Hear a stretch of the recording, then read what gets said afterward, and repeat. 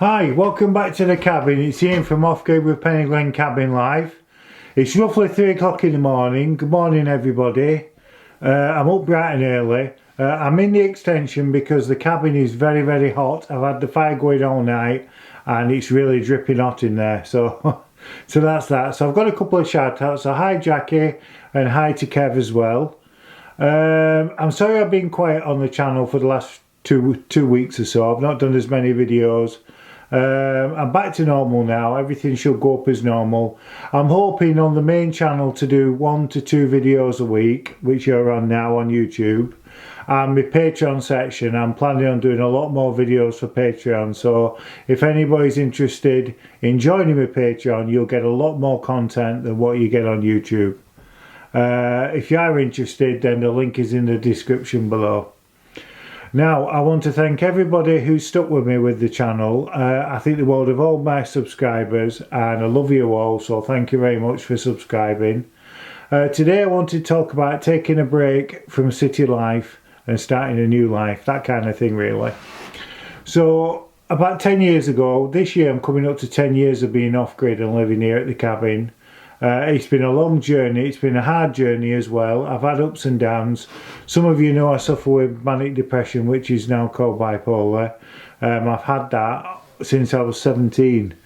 But for the last 20 odd years I've been well, and I don't see a doctor now or anything like that. I take tabs, but as long as I take my tabs I'm well. So I'd always keep taking my tabs. So first of all, the main part of the cabin, the original part, that's not insulated at all. So in winter, when it's very cold weather, the cold obviously penetrates it a lot quicker, and very quick actually. But I'm lucky that on one side of the cabin I've got the 3 kennels, and then on the other side I've got all my log stores, so at least I'm not taking the hit of the cold coming straight through. But what we always find is that the wind blows off the hill coming down and then blows right down here. So luckily them kennels are sheltering me a bit, but in winter it does get cold in there when the fire's not on, very quickly as well actually. But when the fire's on, it's dripping hot. It doesn't take long to get hot at all. So this part, and then obviously 2 years ago a year and a half ago I started this extension. So in here's like this room here that we're in now, this is going to be my bedroom, and then there's going to be a bathroom there. And then next to that's a utility area. It's only a small room. And then at the front is going to be like a dining area. And then at the front here it's going to be like a living room area.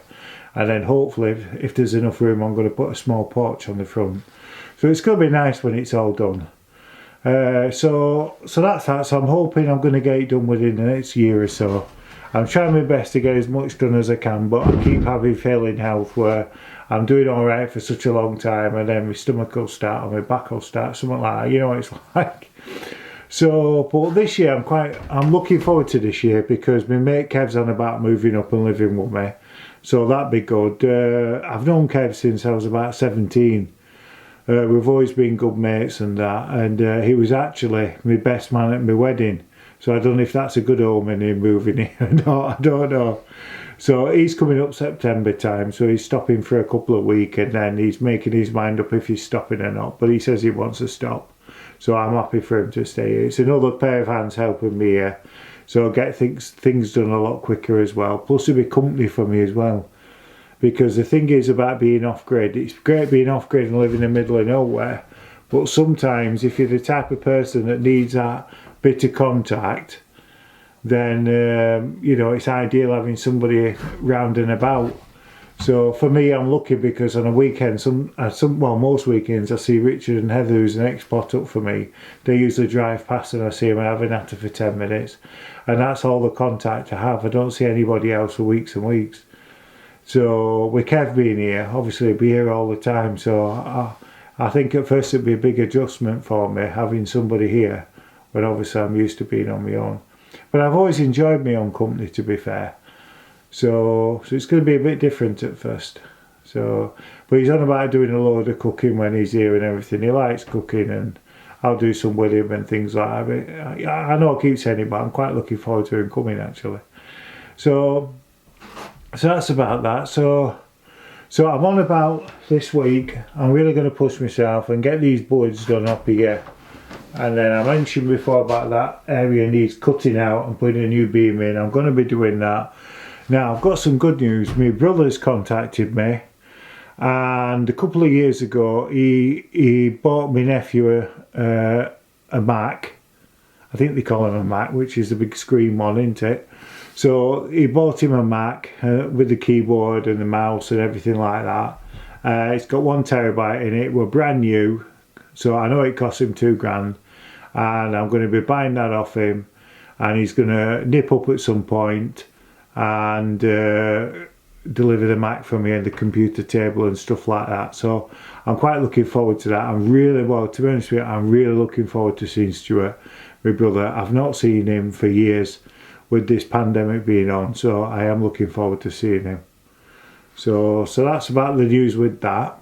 So I'm looking, like I say, I'm looking forward to that Mac. So what I'll do is I'll buy Final Cut. Is it Final Cut Pro, the software? So I'll buy that on it, and then hopefully I'll be able to do well, produce better editing on the videos with a bit of luck. Do transitions more and things like that on the videos. I don't really know everything you can do on it yet, but I'm going to sit down and learn. So I'm looking forward to that. But what I would say is, I think now's the time for a lot of people, especially with the electricity being so expensive. I know a few of my mates that are struggling with electric and gas and things like that, and they're finding that they're not putting the heating on at all, and they're really being careful with the electric because of the prices. So I'm lucky that I don't have that issue, because obviously I have solar panels, so I generate my own power. I'm totally off grid. I have batteries as well, so whatever's generated goes in the batteries, and then night time I can put the lights on and things like that. You run the sockets and things. But if it gets to the point where my batteries run low on power, then I can just flip the diesel generator on and I'm fine. So I'm very, very lucky. Like this light you're looking at, that's shining on me now, that's got a power pack. So the cameras have got power packs. All the spotlights are filming have power packs. So obviously they're running off that now, and then tomorrow morning when the solar kicks in again and starts generating, I'll just switch the power packs around, and then the solar will be charging the power packs all day. So I've done it lucky. But I must admit, the price of solar panels has gone up, batteries prices have gone up, and I think I was lucky that I got everything when I did, because the prices weren't as high as they are now. So I know that when I first started with my solar, then there's a block, 2 blocks of 5 on the roof. You'll see that on my videos, and they're only 100-watt panels, but I got them for £50 a panel, and you're talking nearly 100 quid now for them panels, and they're only 100-watt. And then on the other side they're 160-watt panels, and then these over here, they're 100-watt panels as well. So I've got, I think it's a 3.1 or 3.2 kilowatt system with the solar I've got. But I do have in storage 25 235 watt panels, and then when the extension and everything's built, then they're all going to go on this roof going down, and then they will all be connected to the batteries. Because what I find is, in summer now, I've got, I know it's not nice to say with everyone struggling, but I've got an abundance of power, where sometimes it generates that much that the batteries are overflowing with power, and then the inverter starts making a bleeping noise and cuts out because there's too much power in the batteries for me to use. So what I want to do is, that's summertime obviously, but in winter, even with the amount of solar panels I've got, I do tremendously struggle for electric with the solar. So hopefully with all these extra panels on, then that'll give me that extra power going in the battery, that hopefully I won't have to put the generator on as much in winter. So what I would say to you is, I know it's very easy for me to say because I'm sat here and I'm studying and I'm in my cabin and everything, as I always say, is dinky-doo, and I've got my own power, I'm not connected to the grid.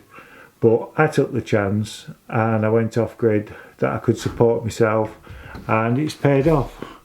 It's paid off. I don't have any electricity board knocking on my door, so I'm very, very lucky. And I've no gas. I've got propane gas for the cooker, 4-ring cooker I've got, hob, but I very rarely use that. So that's about it. So that's all my news, and I will catch you all soon. You stay safe and you stay well.